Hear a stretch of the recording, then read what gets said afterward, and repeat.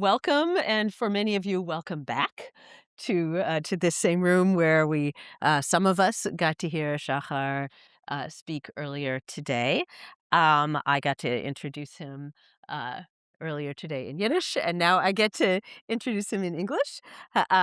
This is what you're going to hear is uh, one of the two parts of the Clara Sumpf lectures. So this is a distinctive thing about Stanford, that we have this lecture series in which people give a lecture in English and a lecture in Yiddish.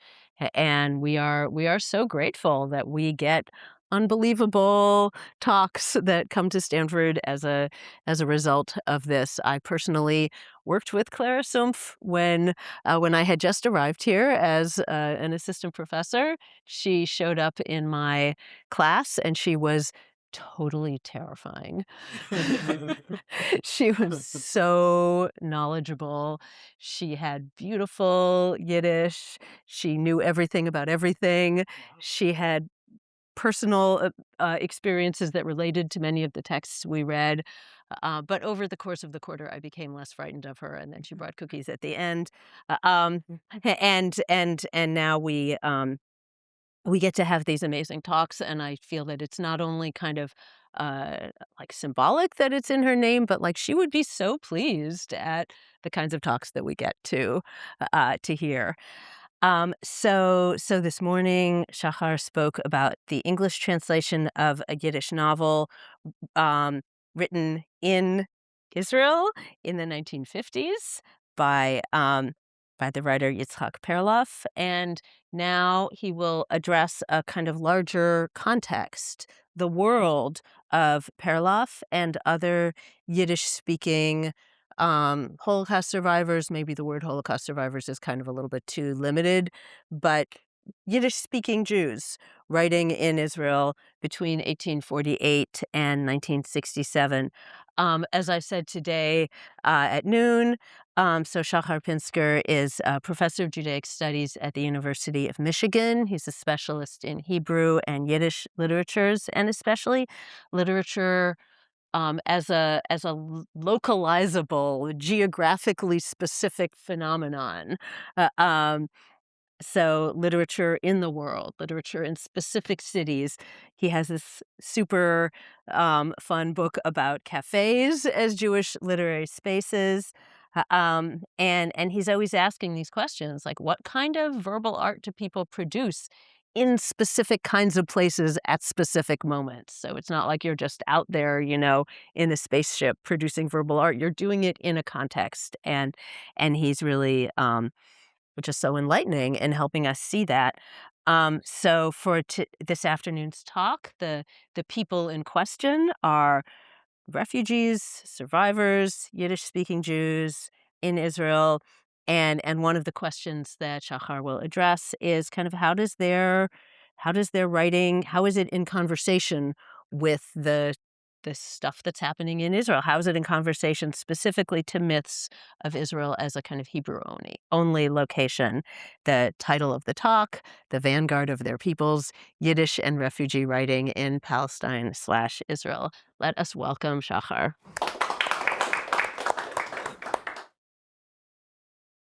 Thank you very much, Gabriela, for this wonderful introduction. Thank you to Veret Shem Tov, who couldn't be here but invited me to come. Thank you especially to Shayna and to Eva and to everybody who helped to organize this event. It means so much to me.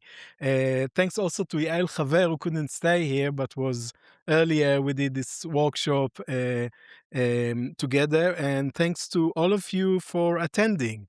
So I want to say something about the title of my talk. The Vanguard of the Peoples is a quote from Hannah Arendt. Obviously, Arendt is not an Yiddish writer, and I hope to convince you that there is a good reason for using the quote. I will focus in on refugee writing in Yiddish in Palestine, Israel, after World War II, so maybe we'll talk later about why I want to say Palestine/Israel. And I will not say much about our own predicament, but as Gabriela said, it's definitely on my mind. I'm constantly thinking about the terrifying parallels between our current time and what Arendt called the dark time of the mid-20th century. She did it in her meditation on Bertolt Brecht, who wrote in a famous poem, Wirklich, ich lebe in finsteren Zeiten. Truly, I live in dark times. An artless world is foolish. A smooth forehead points to insensitivity. He who laughs had not yet received the terrible news. We do live in dark times, and it means so much to me to engage you with Yiddish and refugee writing in Israel, Palestine, and also with difficult but I think necessary questions. So I want to begin with Perlov and with a letter that he wrote in 1959 and sent to the New York Times. You can read the letter. For 30 years, I've been a writer of Yiddish and have published 14 books known to readers of Yiddish in literature. Among them is my novel Exodus 1947. And then he goes on to say that he expressed profound astonishment that the American author Leon Uris had effectively co-opted the themes and the title of his 1949 Yiddish novel Die Menschen von Exodus. This is Perlov, and this is the novel, Die Menschen von Exodus. Perlov was a passenger on the voyage who witnessed the events firsthand. Having escaped Warsaw in 1939 and survived as a refugee, first in the Soviet Union, then in displaced persons camps in Germany, he attempted to reach Palestine on the ship SS Exodus, which the British authorities forcibly returned to Germany. Perlov was not just on the Exodus. He wrote the ship's anthem with music that was composed by his wife, the singer Lola Folman. He wrote a book-length poem, a poema, and he wrote the first novel about these events. Now, Perlov's Yiddish writings was soon eclipsed by an Americanized version with the best-selling novel by Leon Uris that was made into a film, of course, by Otto Preminger in 1960. In the Americanized version of Exodus, which was, by the way, fully supported by the Israel government, and also, by the way, before he even wrote the novel, he knew that it's going to be a film, and he also produced a photo book, so it's a whole multimedia project.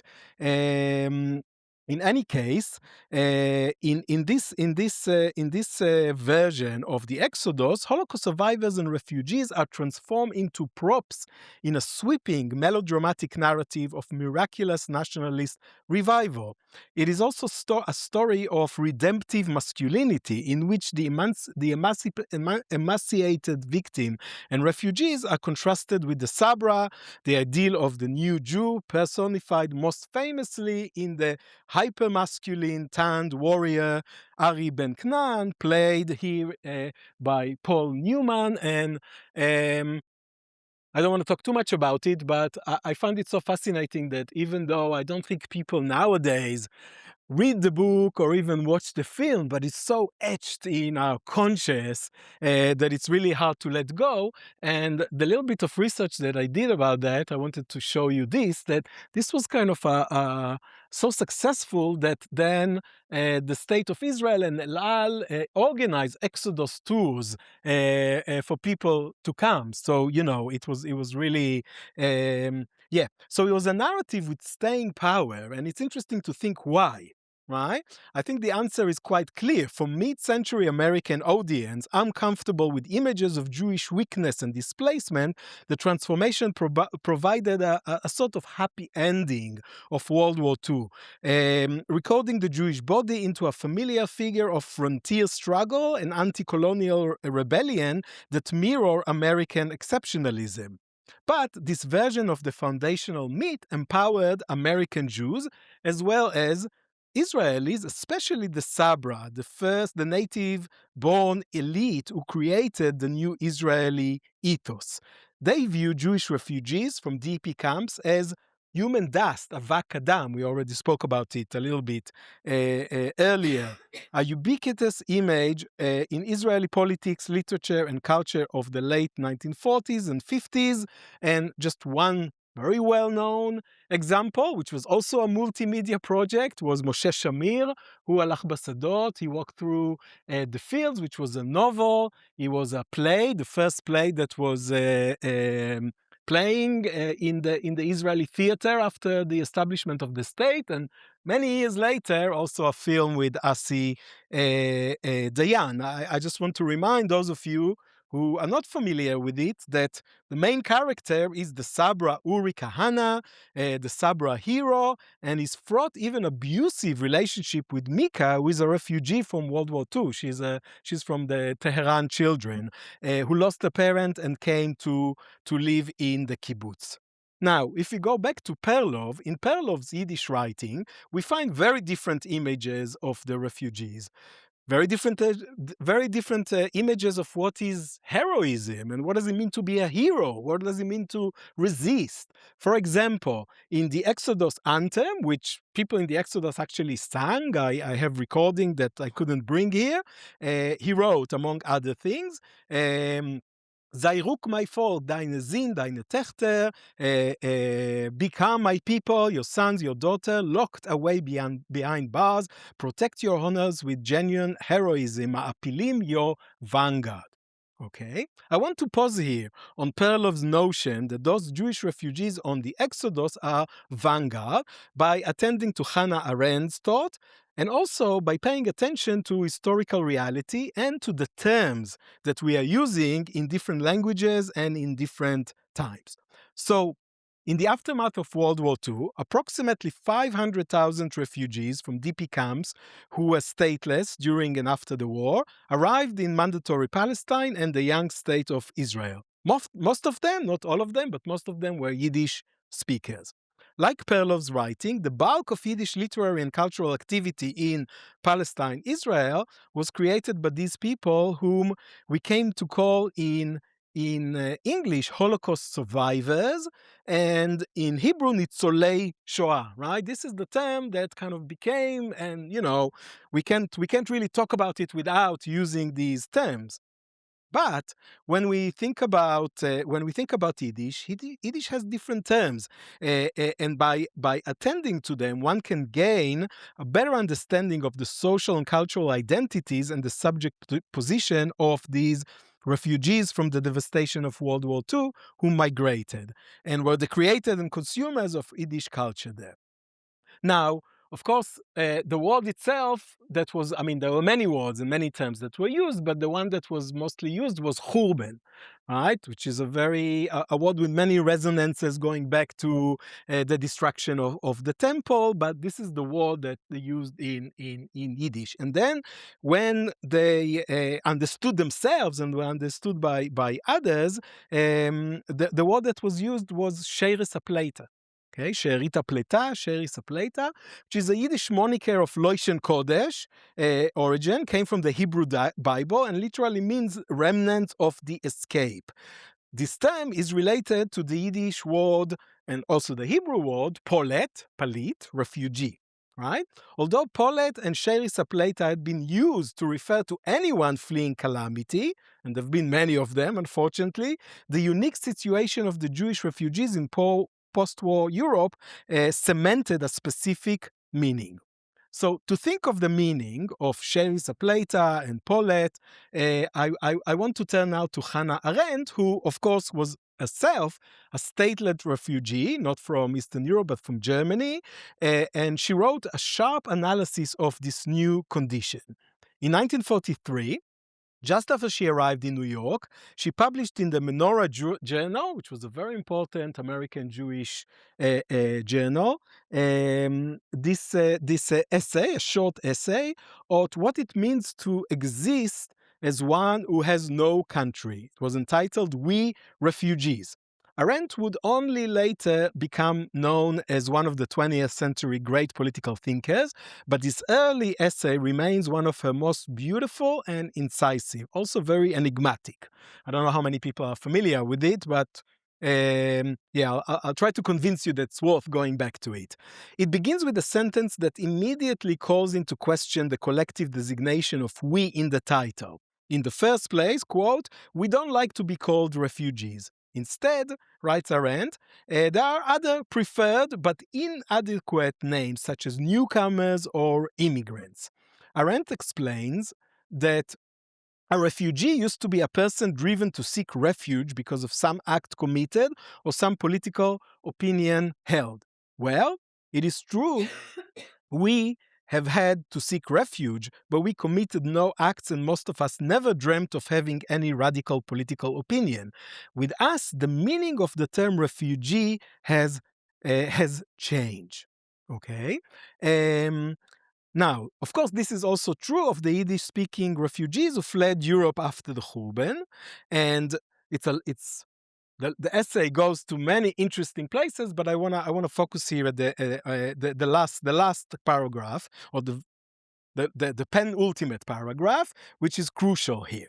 And this is what she writes. "Those few refugees who insist upon telling the truth, even to the point of indecency, get in exchange for their unpopularity one priceless advantage. History is no longer a closed book to them, and politics is no longer the privilege of Gentiles. They know that the outlawing of the Jewish people in Europe has been followed closely by the outlawing of most European nations. Refugees driven from country to country represent the vanguard of the people if they keep their identity." We need to unpack that. I'll do it just a little bit. So, what does she mean when she says refugees driven from country to country represent the vanguard of the peoples? I think she's far from venerating the refugees, and also I don't want to venerate them and to present them, idealize them, or romanticize them. But she analyzes the fact that the mid-20th century produced refugees as a new kind of temporal inhabitants, people with seemingly no future, or no futurity, except as prospective citizens. She was perhaps the first to see the simultaneous necessity and the fallacy of recognizing refugees as citizens to be. She assigns new meaning and importance to those refugees who insist on telling the truth to the point of indecency and do not lose their identity, as subjects who are disconnected from original political affiliation or group identification after the outlawing of most European nations. So if the European nation really broke because of these refugees, then they point to something else, right? So this is their historical and political novelty. She imagined a different future in which refugees are viewed not as hopeful to enter existing political formation, but as creating new ones beyond the structure of the nation state. So the questions that I want to focus the rest of my talk are, can we think of these East European Yiddish-speaking refugees, the Sheris Plata, who were seen as human dust in what became the new nation-state of Israel, as the vanguard of the people, in the sense Arendt articulated, because they kept their identity? Can we think of the Yiddish writing as refugee writing, a compelling alternative to seeing them as representative of rejected exilic culture, shameful and contemptible, whom the founders of the prevailing ethos of the Israeli nation state wish to repress, to forget, and cause others to forget? Now, let's go back for a moment to Perlov, and those of you who've been here at earlier already maybe heard some of it. He this time to this novel that I co-translated with Yael Chaver, and hopefully will be out in September or October, Jebeliya. Okay? In the preface to the novel, Perlov writes that the people who arrived in Palestine, Israel, he writes about these people, and he asks, who are these residents of Jebeliya? I will explain in a minute what is Jebeliya or Jebeliya for those of you who don't know and where they are, but let's focus on that. They are Jews from different countries, survivors of all the world's catastrophes, delivered from pogroms and massacres, from ghettos, concentration camps, prisons, and places of exile. People from the partisan forest and the Aryan side of the Nazi-occupied cities and towns. I met most of them in the course of my travels and wandered over half the globe. I saw them fleeing in panic from the Germans, settlements under the hail of bombs and machine guns bullets.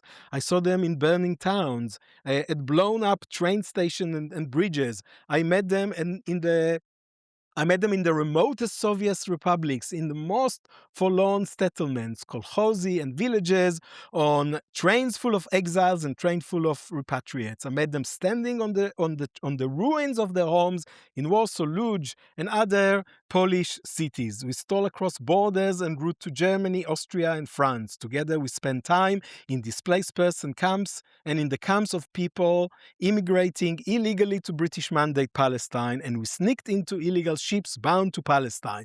These uprooted Jews are my Jews. I portray the people, the broken one and the wanderers. So he has a very clear idea of who these people are, and he says, these are my people. I am one of them, and I want to give them voice. And this is what he sets up to do in the novel. But of course, he was not alone. He was part of a large group of Yiddish writers. Those people who created this literature, they lived themselves through very different war experiences. Some of them were refugees in the Soviet Union. Some of them were in prison and in forced labor camps, in concentration camps, in death camps. Sometimes they ran under fake identity in the city. They fought as partisans or soldiers in the Russian or Polish armies. So they had very different experiences during the war, but what was common to all of them is really not what we use that term of Nitzolei Shoah or Holocaust survivors, but the fact that they became refugees, right? And that's how they arrive in Palestine or later on in the state of Israel. They provide us with a rare vantage point to understand what happened when Jewish refugees encounter the unfamiliar and mostly difficult environment in which they try to rebuild their lives at a crucial moment in Jewish and Middle Eastern history, which still affects us today. In this sense, they were the vanguard of their peoples because they did not let go of their identity as refugees, which was intimately tied to Yiddish and to East European Jewish diasporic culture.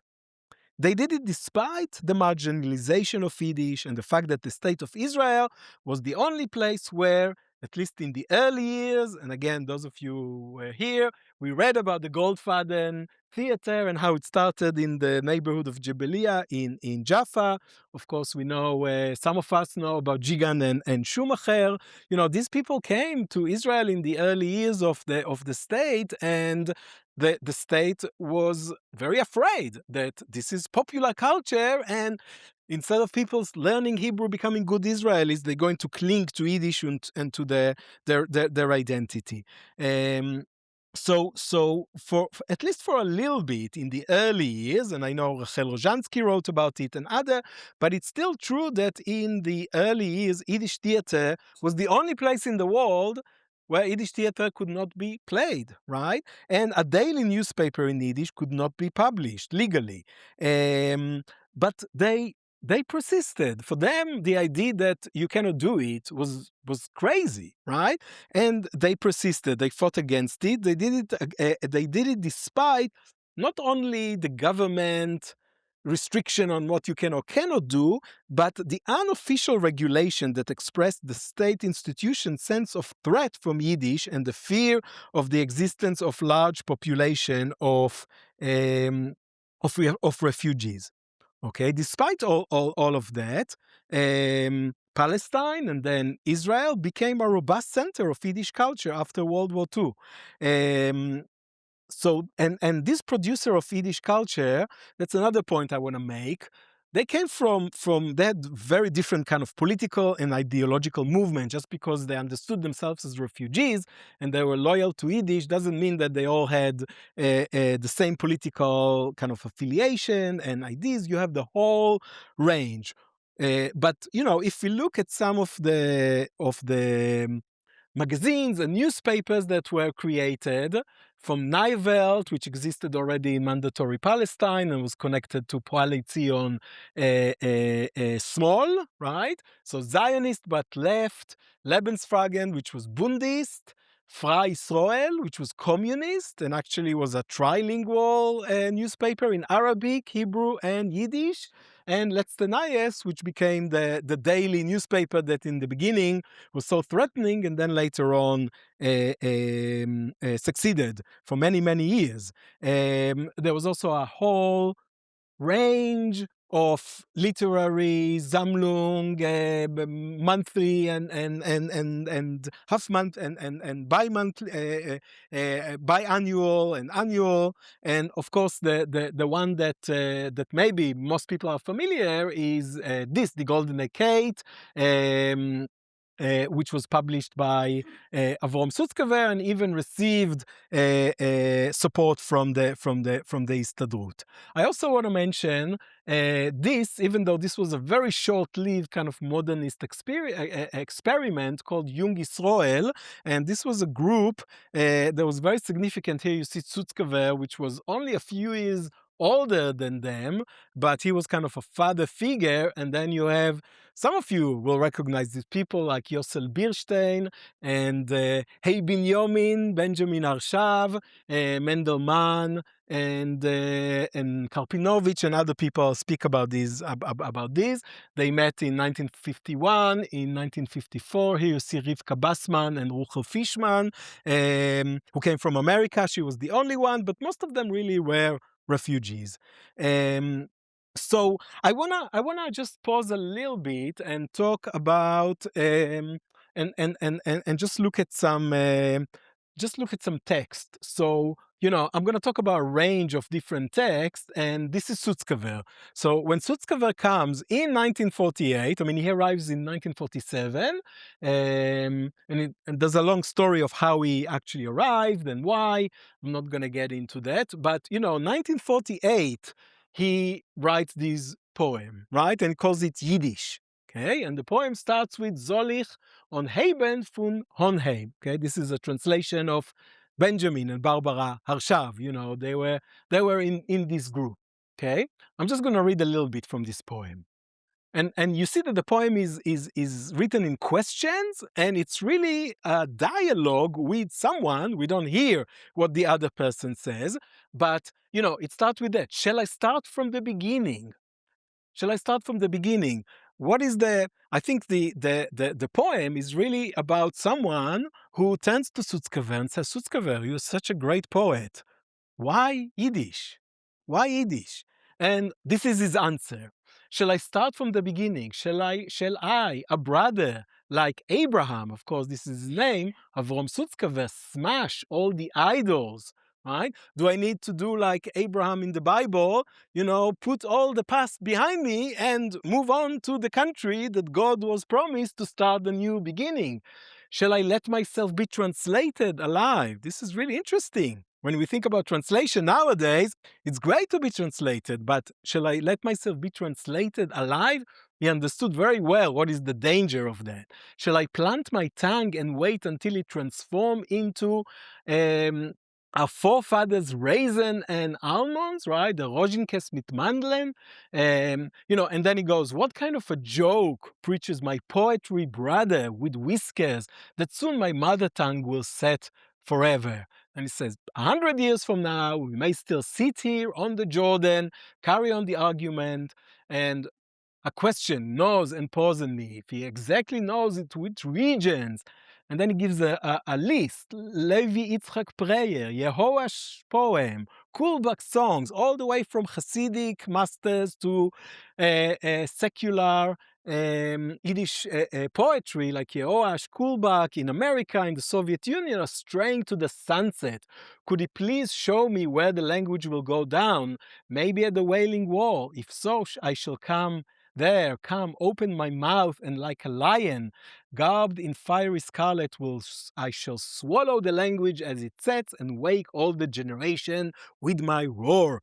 This is, for those of you familiar with Hebrew literature, this is the prophetic mode, right? That we associate with people like Bialik and Uri Tzvi Greenberg, but here Sutzkever does it, and the whole idea is like, it's absurd. It's absurd to abandon Yiddish. So so this is this poem. I want us to hear a little bit of Sutzkever because it's so beautiful the way he reads it. This is a poem called Der Schnee Eufen Hermon, and of course there's a whole anthology of poems and stories about snow in Israel. Now we know that snow in Israel is very is very rare, but in the Hermon there is snow, right? So this is what happens when Sutzkever goes and sees the snow on the Hermon. Bei Marshmallow der Schnee, wo so ich Fermen bäumen. Trägt mir aber Schneete ordentliche Hatte, wenn Bagartelt mit der Säge kommt rein mein Tate, und die Sonne wird blonget in den Wälderleut die Scheiben, finkelt in sein Bord sein ungeeisigte in Hatte. Der Mond mir an die Iden, wo zwischen Schnee und Chlore, sind die Gefahr, stummer weht der ganze Winter, und sie liegen hinter meine schwarze Pläne hinter. Bänken als Frühling, soll sie machen nach Korre. Noch ist der Verein als ein Frühling als Grinter. Vögel von dem Hermann, wo sich hat geschlossen Kannschaft, noch in der Hazipo mit einer harzigen Legine. Bring a Schnee a kindischen, und deine Flügeldinne, von mein Heim, der ihr wo ein, wird lieber sein die Landschaft. Ohne Schnee wird kalt sein in der Flamiker Medina. Okay, we don't have time. It's a beautiful, beautiful poem, and we don't have time to get into this all everything. But Sutzkever goes and sees the snow on Hermon, right? And what does it reveals to him? What does it means to him? It brings him back to memories of his childhood. He spent his childhood in the far region, right, of Sibir.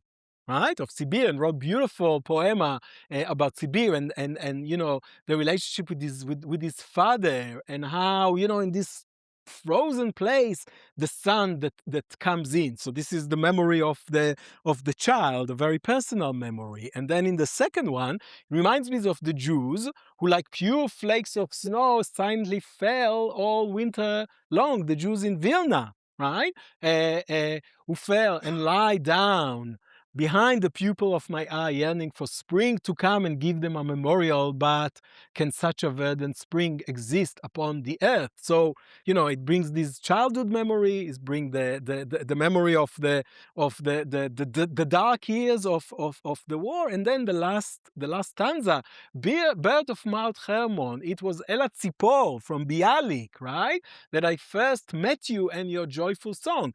If you remember Ela Tzipor, שלום רב שובך, ציפור הנחמדת, מארצות החום אל חלוני, right? She comes from Zion to his window, and here, what happens? Exactly the opposite. Bring me back some childhood snow from your tiny wing, upon your tiny wings from my home, my Ir Va'em, which is Vilna, and I will love this landscape, the Landschaft of the land of Israel, right? Because without that snow, it will be cold in this hot, fiery land. Okay, so a lot of what is going on in this poetry is very much about Yiddish as a language itself, and this kind of diasporic culture where it's whether it's a personal experience, collective experience, with all the good and the bad, right? Okay, so I want now. Oh, yeah, could hear it again. It's so beautiful, but I wanna move. I wanna move on. So okay, so now when we think about the experience of these people, it's important to remember that many of these young refugees from DP camps, people who were younger than Sutzkever, they came and they were enlisted in units in places like Gachal, the Giyus Chutz La'aretz, the overseas recruits, and they were in these units and they fought in the 1948 war. So can you imagine coming from DP camps after whatever they experienced and being thrown in the war. Now, apart from those people who were fighting in the wars, there were many people, many refugees and survivors who lived, for some of them for short time, some of them for longer period, in what was called in Hebrew the abandoned, בתים נטושים, או כפרים נטושים, homes of Palestinians in villages and in towns or in neighborhoods, in ma'abarot, right? How did they understand and write about their experiences? What are the relationship between the Jewish and also the Palestinian refugees? Because at the same time that you have refugees coming from Europe, you have new refugees. Okay? I want to suggest that regardless of their political affiliations, they intuitively felt a shared sense of traumatic experience and state of refugeehood with the Palestinians who became new refugees at that moment. And again, this is something that Hannah Arendt recognized in 1951 when she wrote in The Origin of Totalitarianism, after the war, it turned out that the Jewish question, which was considered the only insoluble one, was indeed solved, namely by means of a colonized and then conquered territory. But this solved neither the problem of minorities nor the stateless. On the contrary, like virtually all other events in our country, the solution of the Jewish question merely produced a new category of refugees, the Arabs, thereby increasing the numbers of the stateless by another 700 to 800,000 people.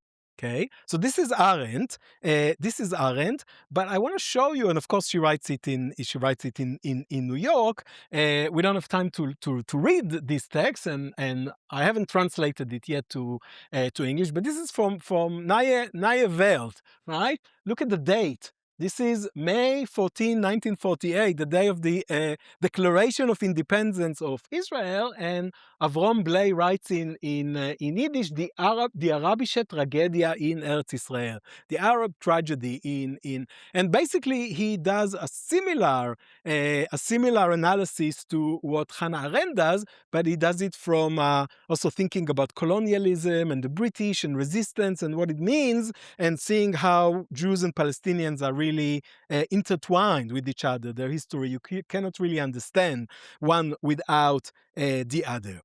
Okay, so I want to go back to Jebeliya, and I promised you that I'll explain a little more about what's going on. And for those of you who haven't been in the workshop, this is now been translated by Yael Chaver and myself. The main protagonist of the novel is Zachariah Karlsbach and his scattered family, the family that was scattered during World War II.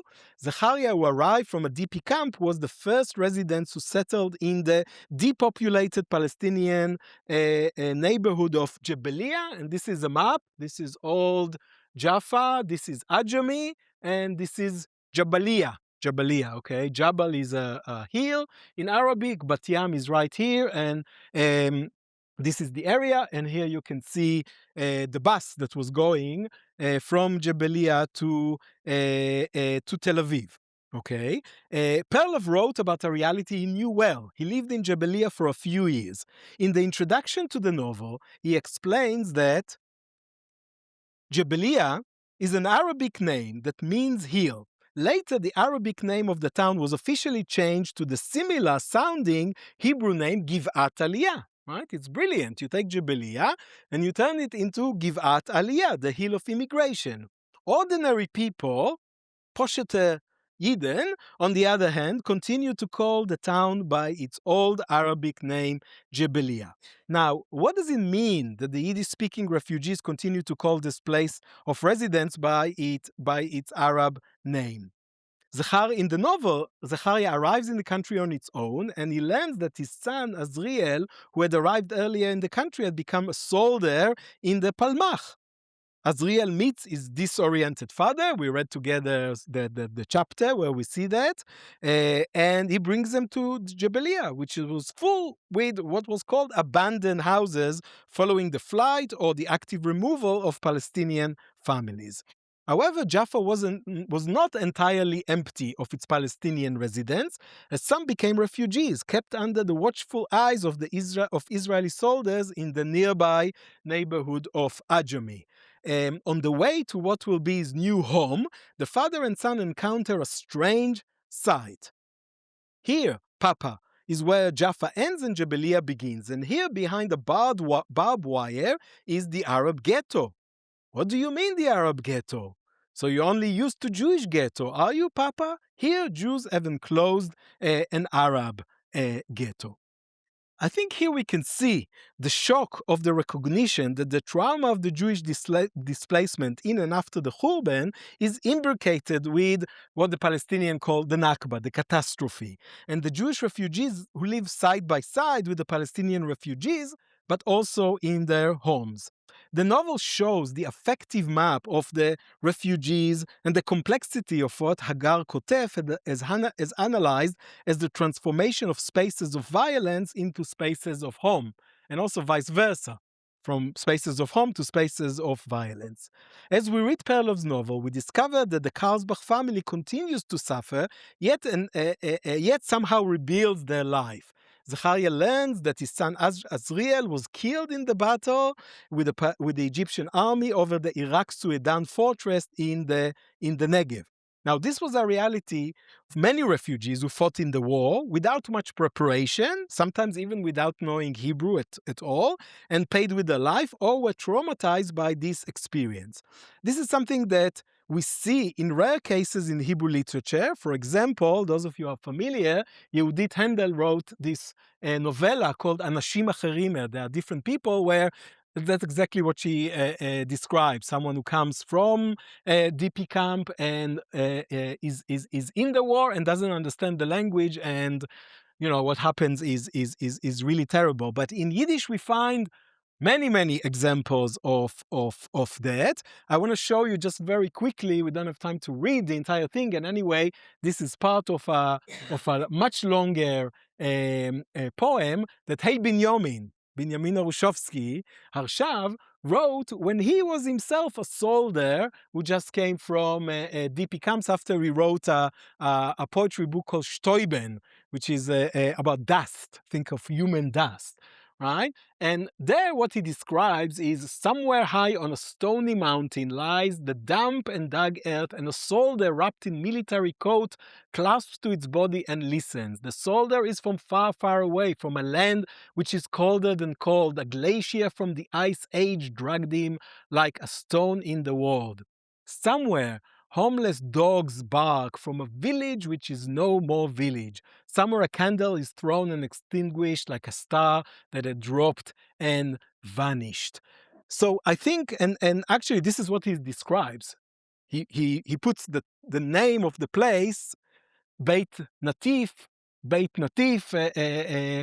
This is a Palestinian village that was depopulated, and here you see the soldiers. Now, what to do with that kind of realization is a whole different story. But the fact that there is this realization is, I think, something that all of them felt intuitively, right?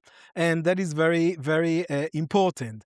Now, just so you understand, this is not only something that people like Perlov and Hey Binyamin and others that I'll just touch briefly wrote about, but even in the last few years, people became so interested in it, and I don't know how many people have seen this film.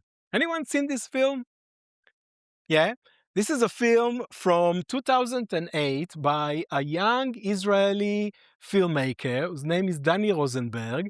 He created this film called My Father's House, My Tate's Shtub, and the whole film, it starts with Hebrew, and then he moves immediately to Yiddish. And the rest of the film is in Yiddish. It's in Lodge Yiddish. It's with Itai Tiran and Miki Leon. And let's just watch. This is what happens when the young refugee who comes from DP camps, he has a picture and a letter from his girlfriend in Haifa. He wants to go to Haifa to meet her, and he finds himself here in the desert. Oh, do we not hear? That's not good. Ah.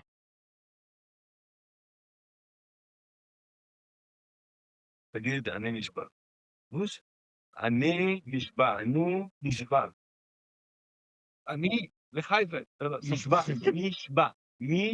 תגיד, אני נשבע. נשבע, לא הולך לשם.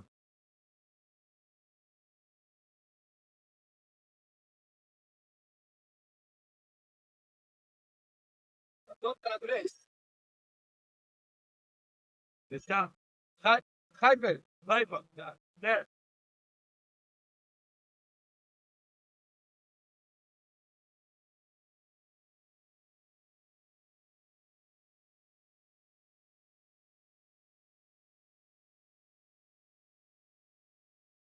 Okay, that's it. He's in the middle of the desert. He doesn't know where he is. He doesn't know what's going on. But now he's a soldier.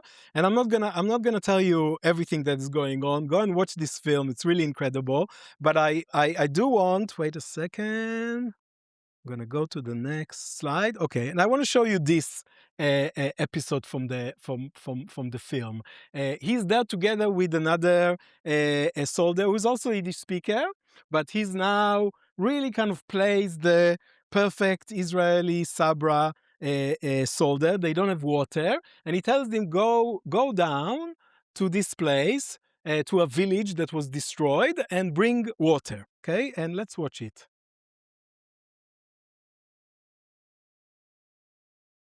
Well, Waldorf ist dort grün.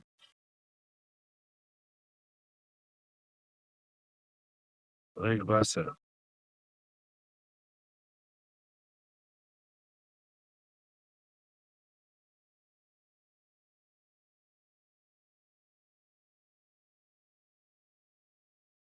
Da tut dich da rein, sei jetzt rein in der Nutzung.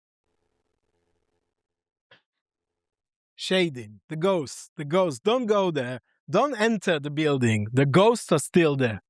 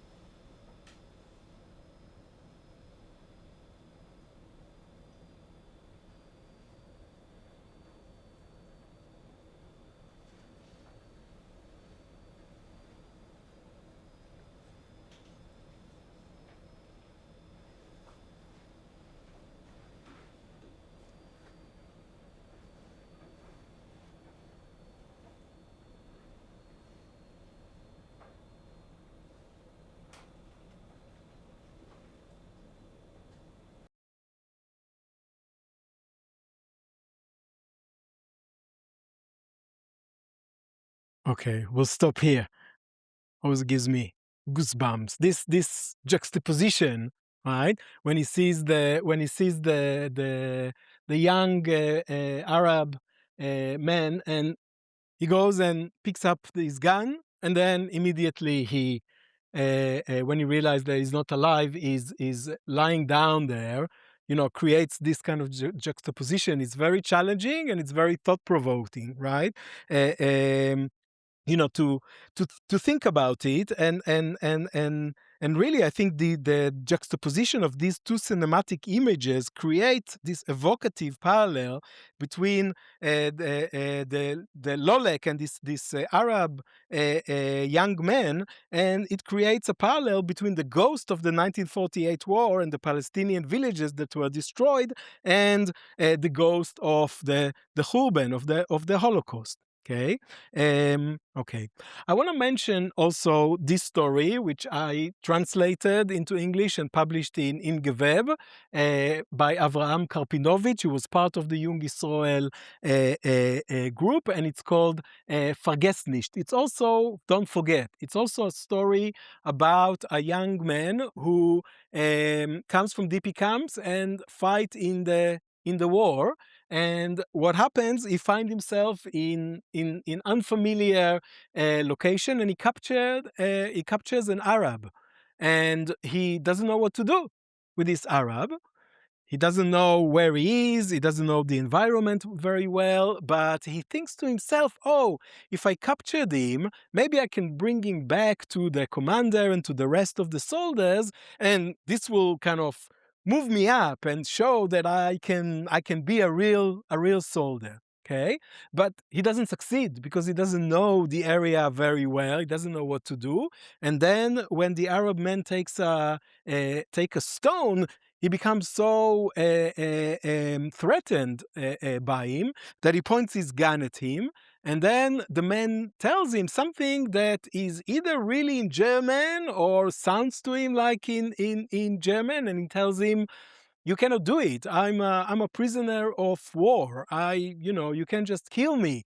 And that brings a memory of brings him back, to the middle of the war, where his mother was telling him, Vergesst nicht. Don't forget your father who died. Don't forget to say Kaddish about her. And then he remembers the very, harrowing, it's a harrowing story about what happened as he saw the Nazi kills his own mother. And this whole idea of don't forget rings in his mind, and he ends up killing the Arab in a very violent way, right?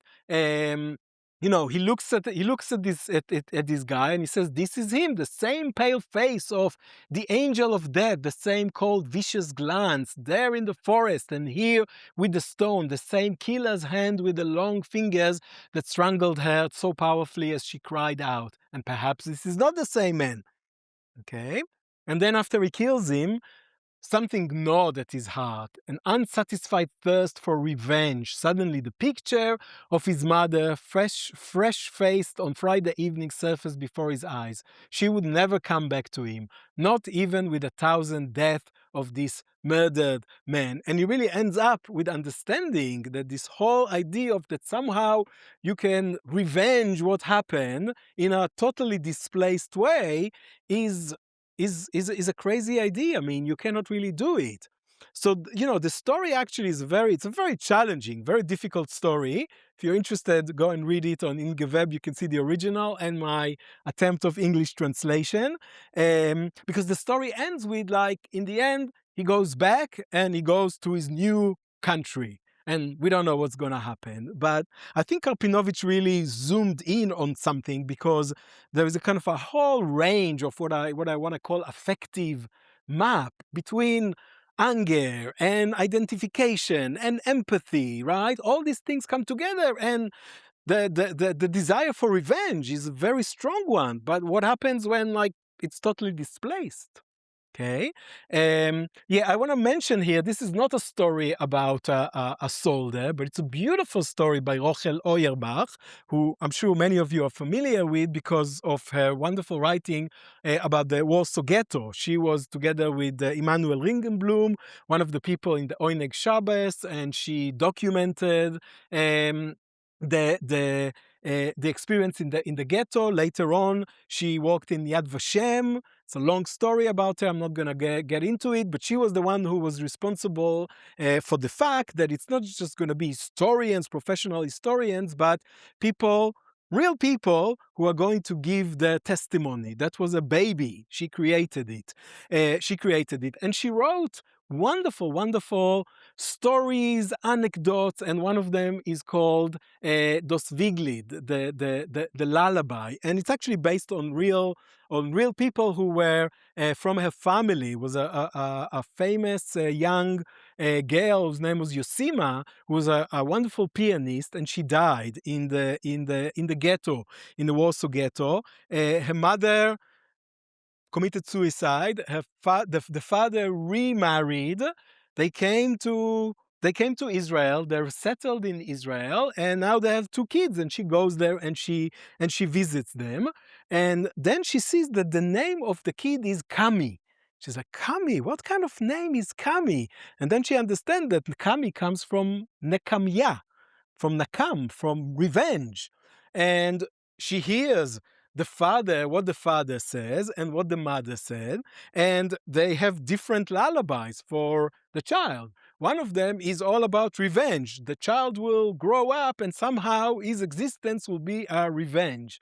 The mother sings a whole different lullaby where it's all about, growing up and becoming the child that he should be and all the talents that she has. And then the story kind of ends with Auerbach saying, I don't think this kid, when he grows up, he shouldn't think of revenge. It doesn't matter if he's talented. It's enough that he will be just a simple human being.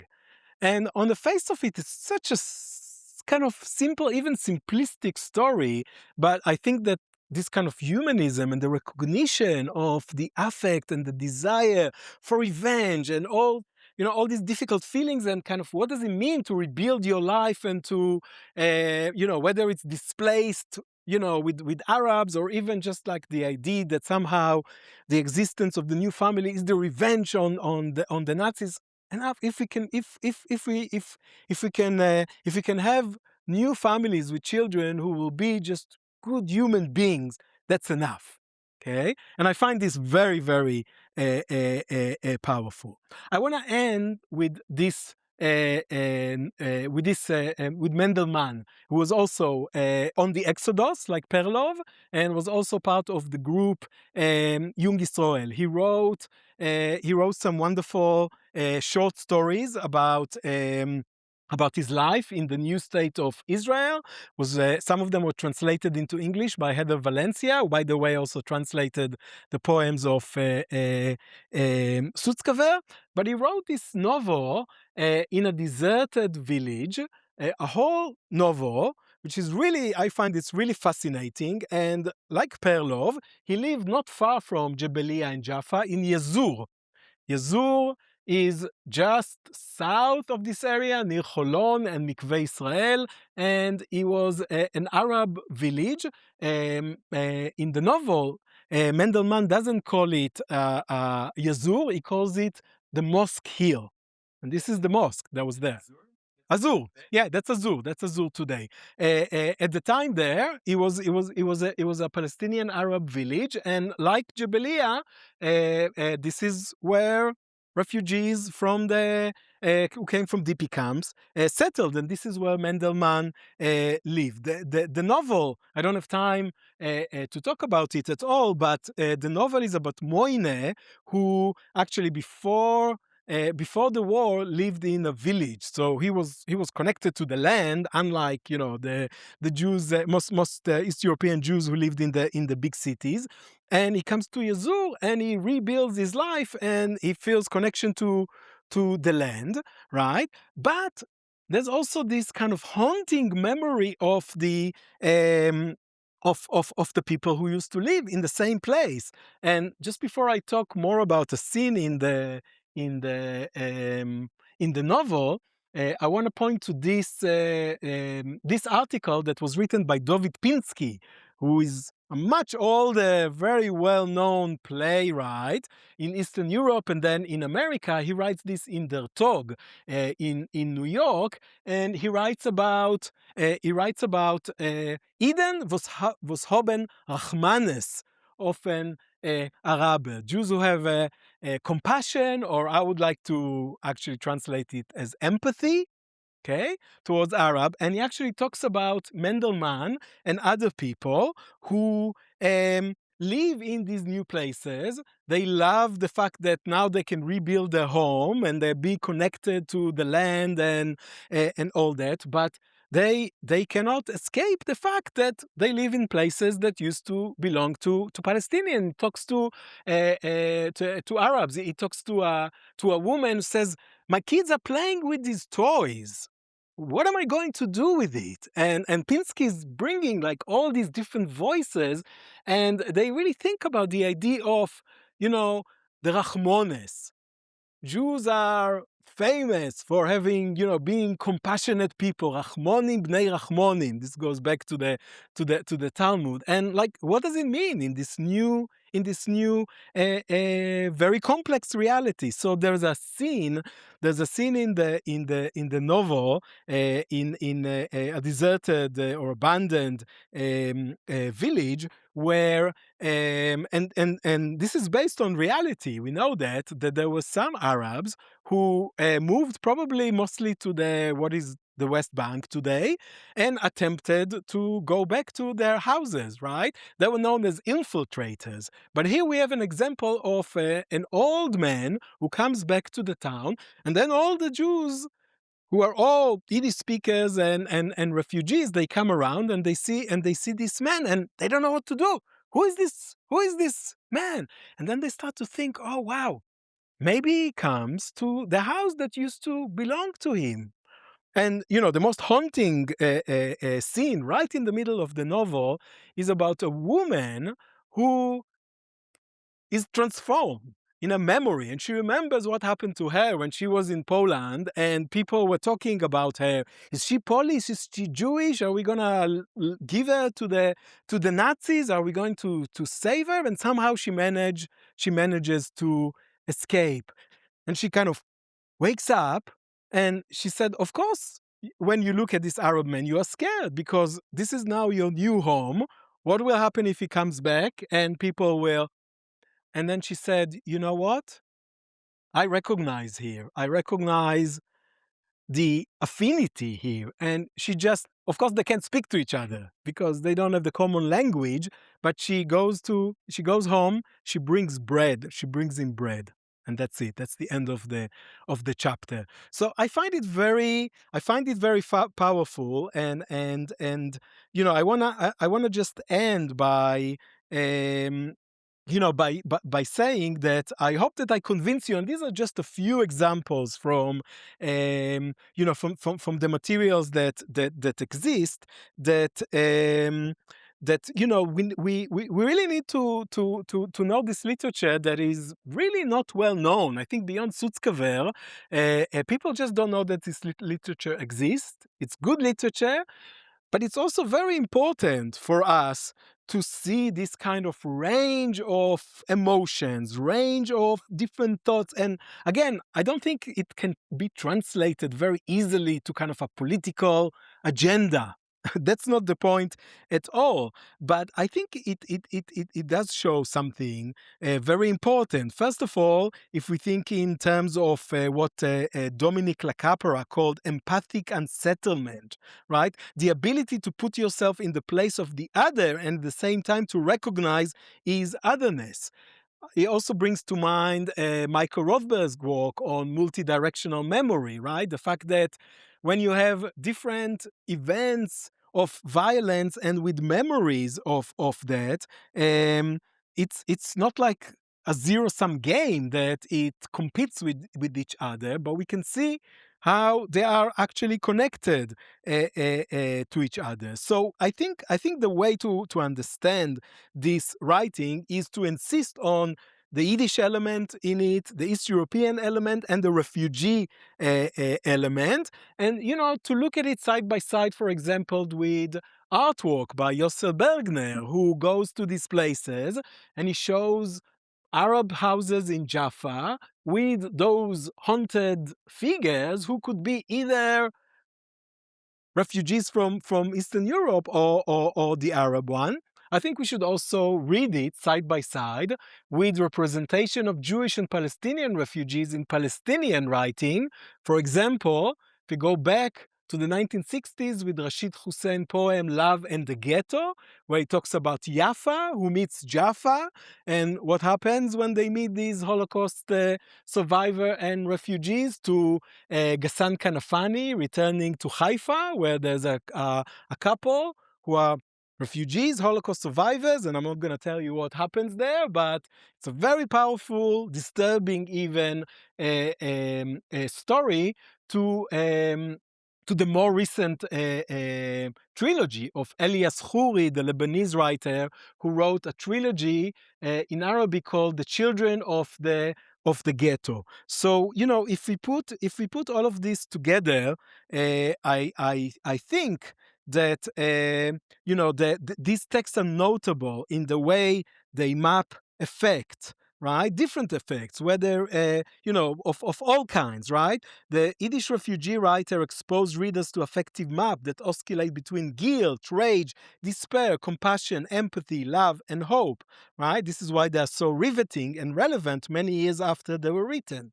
The affective map of Yiddish refugee writing, of displacement and multidirectional memory, is also urgent moral and political meaning as it challenges nationalistic myths that are rife today amid the reality that we are in. So what does it mean to think about the refugees who wrote in Yiddish as the vanguard of their people in today's atmosphere?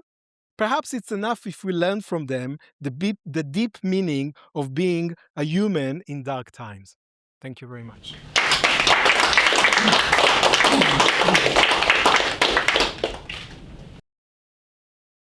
All right. Do we have time for questions? Question. Hi, thank you very much for bringing us this very moving material. I had a question about one of your early slides and the Perlov's song on Exodus. Yeah. Mm-hmm. And in Yiddish he writes about avant-garde that you translated as It's vanguard. vanguard. Yeah. And Yeah. Avant uses vanguard. And Yeah. I'm wondering, how do you understand the difference in the context of the materials that you presented to us? Yeah, that's a good question. I mean, this is, I think, open question to everybody. And I was wondering myself, like, should I played with it a little bit, but I think that vanguard and avant-garde have obviously affinity, right? But avant-garde is connected more with, I think, both with art, right? Avant-garde poetry, avant-garde art, but also with, I think, with Soviet Union and with kind of ideas of the masses and right and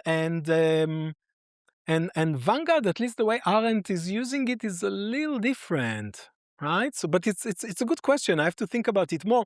But when he says about those children on the Exodus as avant-garde, obviously these are not I don't know, modernist poets or political thinkers or leaders.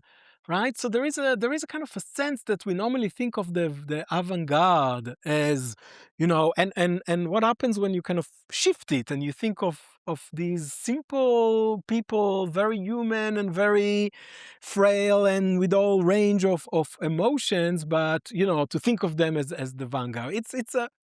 I think it's a bit of provocation, but it's a profound one that Arendt is doing. And I have to admit, I'm thinking here together with you that, like, what does it mean to kind of switch the lens, especially if you think about the common narrative, and again, both American one and Israeli one, and how how the narrative is told, and what happens when you kind of flip it a little bit and look from the point of view of the people who actually write themselves.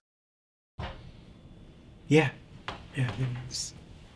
So thank you. This is great. I have a question about time span. Yeah. And roughly kind of how long you think this moment of effective mapping really lasts. Yeah. How long does this community persist in this particular refugee mode? Yeah. The writer of these that I know the best is Harpanovich. Yeah. And his first two storybook collections really have a lot of contemporary writing. Yeah. A lot that's about being a new immigrant, trying to make a life, about what he's experiencing. Right. And by the time you get to the third collection, they're almost all nostalgic. It's all about Vilna. All about Vilna. Yeah. So how long is it staying in the present before the present seems like it can no longer be as accurately described or written about in Yiddish? Yeah. And so Yiddish becomes the vehicle of reminiscence for a lot of these writers. Right.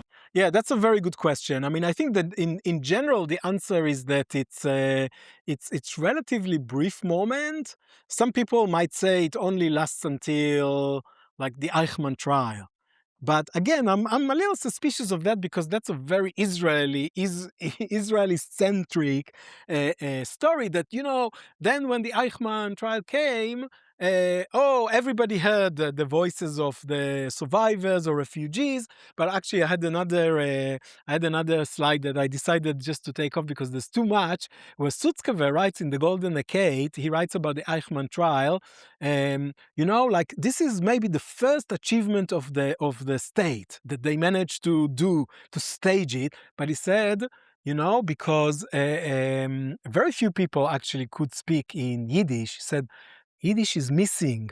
Yiddish is missing from the trial. He was so upset that he didn't agree to even testify. So I think it continues throughout the 60s, maybe 67 is the moment, not because of the 67 war. It's just, I think what you say is correct, that, I mean, first of all, I have to acknowledge, I didn't talk about that. I mean, acknowledge, it's not like it's, I mean, some of these people like Perlov, in the 60s, he moves to the United States. He doesn't stay. Mendelman moves to Paris.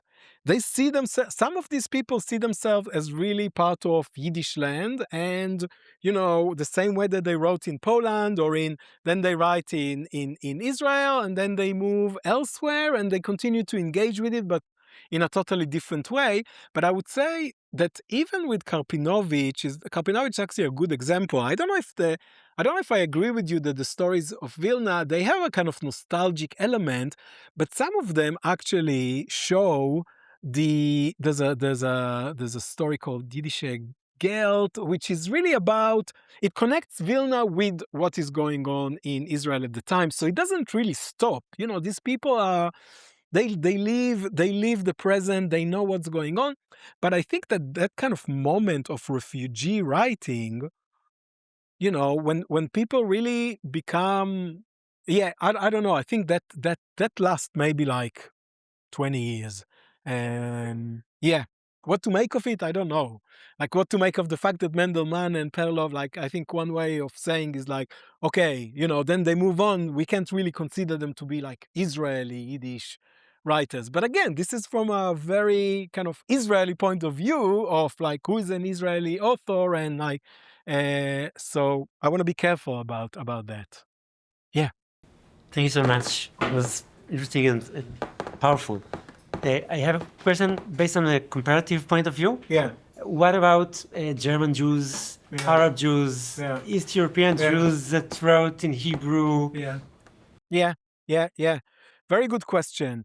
I think we need to look in comparison. We need to look in comparison. I mean, again, from the Israeli point of view, I mean, those of you who know this discourse, it's like, it's such a, I don't know, the whole thing about like Ashkenazi Jews and Mizrahim and it's kind of like a zero-sum game, right? Yeah. I mean, I think like if you read Shimon Balas and Sami Michael side by side with these people, it will be very interesting and very powerful, right? To compare it, even though, like, again, I don't want to idealize it, and of course, like from the point of view when you read Shimon Balas, other people, yeah, for them when they hear Yiddish, it's like the Ashkenazi hegemony, and like the fact that people speak in Yiddish and it's a language they cannot understand, that shows their exclusion and their right. So it's yeah. So by writing it, Yiddish doesn't mean one thing. It could mean a lot of different things, and that's also in the Israeli case. But I think yes, as people do work on, we really need to compare it. German Jews also, but it's yeah, I have to think about it. It's a different experience. It's a different kind of writing, and yeah, Different kind of nostalgia. yeah. Yeah, Yeah, I was thinking, you showed us the We Refugees. yeah, That I think a year later, there's a text by Yulian Tuvin, We the Jews of Poland, We Yeah. Polish Jews. right. And in a similar position, right? He's in the US and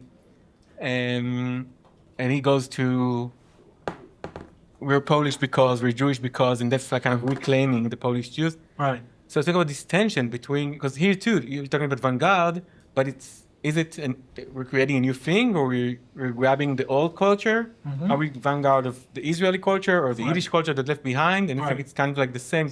What about this tension between the old culture and the new one, and Yeah. which one do we represent?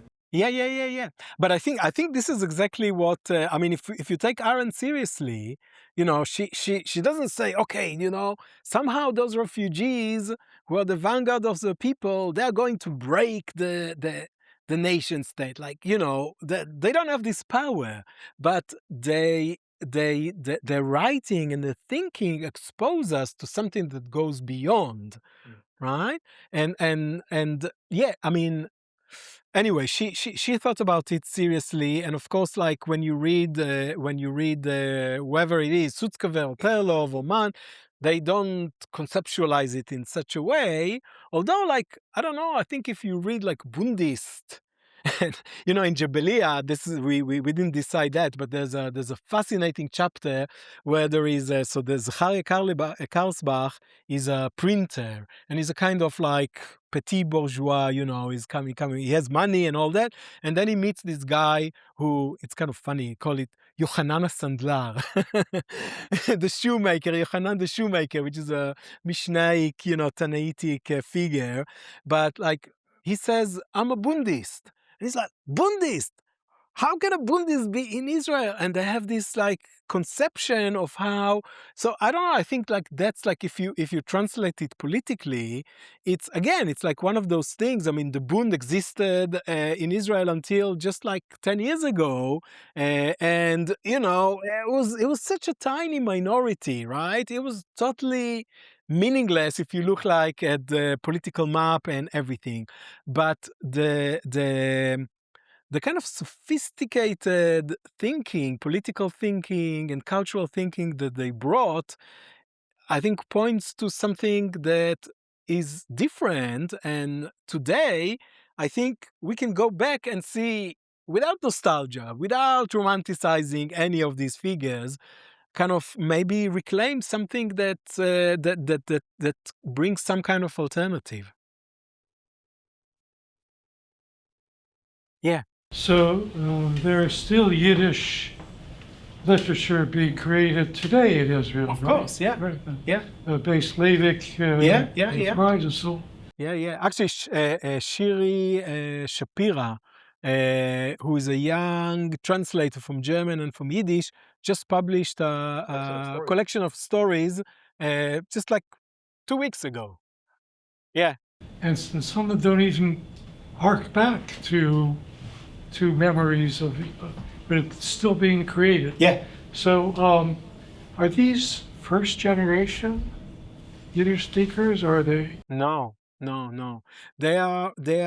I mean, there's a whole range. I mean, there are people who immigrated from the Soviet Union, in the 70s and 80s and even 90s who created Yiddish literature. Some of it is very good.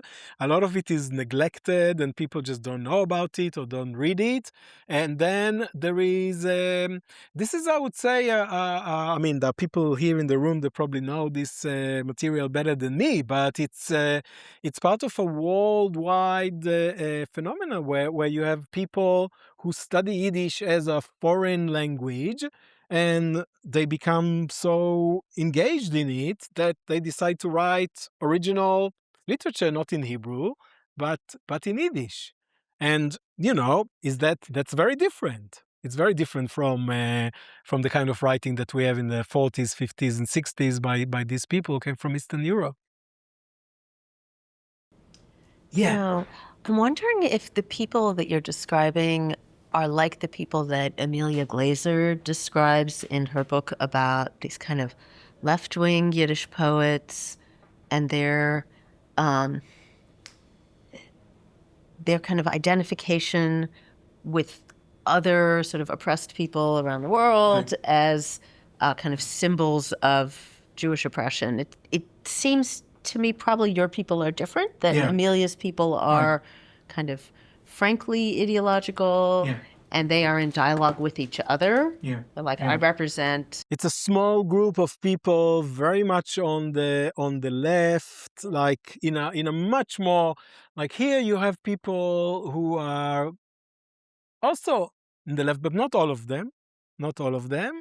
And some of them are in the Communist Party on Budenist, but some of them are Zionist, and Sutzkever managed to create a Golden Decade because he gets funding from the Histadrut, right? So it's a whole range, and that's why I'm kind of I think there is something similar to what Amelia is doing. I mean, by the way, she writes about Palestine, but in 1929, right? That's a different period, and it's also mostly from American, because in Israel you have a very small group of Yiddish, actually those people that Yael Chaver wrote about, but when we come to the 50s and 60s, New York is still a big center, but Tel Aviv becomes very significant center of Yiddish, and because of that, there's the whole range. So it's not limited to a small group of committed people who are committed ideologically and proletarian literature, and it's different. They react to each other. Like I feel like Amelia's left-wing poets, they're like judging each other. Are your people reacting to each other, or are they each individually feeling their sense of identification with the Palestinian refugees and kind of writing into the void? They're not writing into the void. I mean, that's why I wanted to bring Pinsky. And this is not only now people start to work on that and see the different voices within America to like the Exodus kind of narrative. And actually we see that a lot of it comes through this transnational Yiddish press. You have people, I talked about it earlier, but Perlov's Jebeliya was published before it was published as a book in New York in the forwards. So there's a lot of and people, everybody was very interested around the world in these people and what they are writing. They all read them. They all, they wrote reviews about them, whether they liked it or didn't. So yeah, it was, and there was a lot of interaction between and people. Yeah, it wasn't that each person kind of on his or her own at all, and that's another reason. Like you can really read it. You can really read it within the Israeli kind of system of like multilingual literature. So mainstream is Hebrew literature, but then there's literature in Arabic and in German and in Russian and in other languages, and then there's literature in Yiddish as well. But at the same time, they are part of Yiddish land. They are part of, and it's not just those people who end up in Paris or in New York, but the constant kind of give and take between, and they definitely saw themselves as part of that. The readers were there. They publish not just in Israeli, but also in Paris, in Buenos Aires, in New York, everywhere. So we have to understand it in this context as well. Yeah. Did any of the books make it to the United States? I mean, they were in transit until recently, but Yeah. were they read by Yiddish speakers in the States? Were they? Yeah, they were. They were. I mean, this is a period in America where, well, I mean, there's actually a lot of literary activity, but with the years, of course, the numbers of Yiddish speakers, is going down, and people are like already in the 30s and 40s. Gladstein and other people are, they understand where the tide is going, and they know that the kind of the future is not really in Yiddish, but yeah, they read them, they engage with them, yeah, so it does have an impact, and like I said, that there's interesting research that people are doing now, kind of telling a different story of the American, and again, Yiddish is it's not the only one, but it's quite important in that kind of different kind of story. Okay, I think we are done. All Let us right. thank our speaker. Thank you.